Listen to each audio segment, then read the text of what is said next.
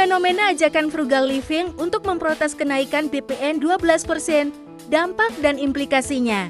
Kenaikan tarif pajak pertambahan nilai PPS menjadi 12% yang akan diberlakukan mulai Januari tahun 2025 memicu gelombang protes di media sosial.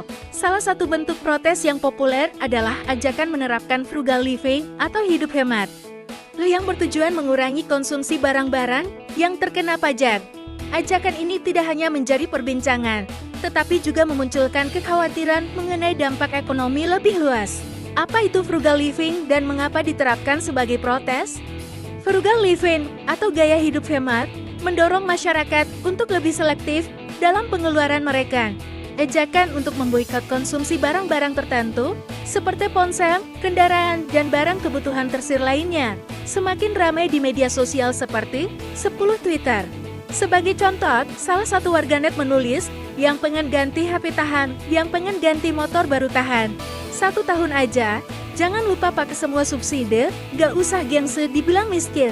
Itu dari duit kita juga kol.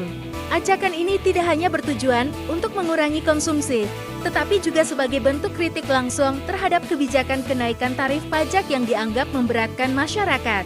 Dampak kenaikan BPN 12% terhadap masyarakat. Menurut Bima Yudhistira, Direktur Eksekutif Center of Economic and Law Studies Celias, kenaikan tarif PPN menjadi 12% akan berdampak signifikan pada pola konsumsi masyarakat. 1. Penurunan konsumsi rumah tangga. Kenaikan pajak ini mendorong masyarakat untuk lebih berhemat atau mencari barang pengganti yang lebih murah. Hal ini akan menyebabkan penurunan daya beli dan mengurangi konsumsi rumah tangga yang merupakan salah satu motor penggerak ekonomi. 2. Peningkatan barang ilegal.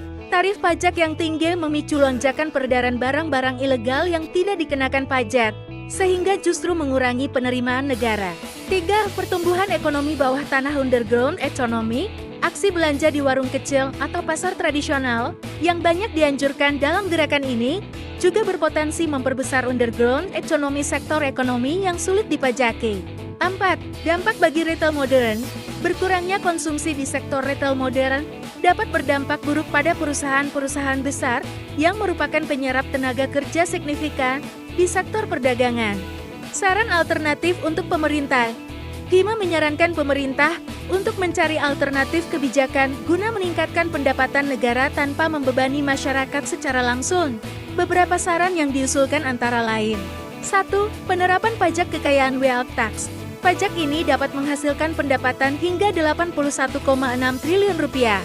2. Pajak produksi batu bara dan pajak karbon.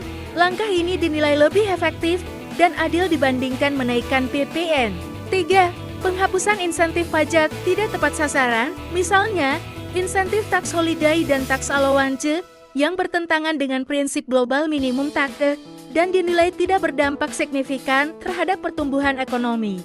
Konsekuensi jangka panjang kenaikan PPN. Tujuan pemerintah menaikkan tarif PPN menjadi 12% adalah untuk meningkatkan rasio pajak hingga 23% pada tahun 2029.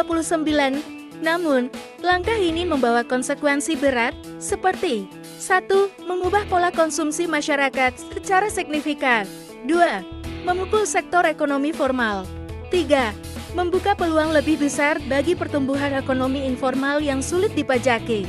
Jika tidak diimbangi dengan kebijakan yang tepat, kenaikan BPN justru dapat melemahkan pertumbuhan ekonomi nasional dan menimbulkan resistensi sosial yang lebih luas.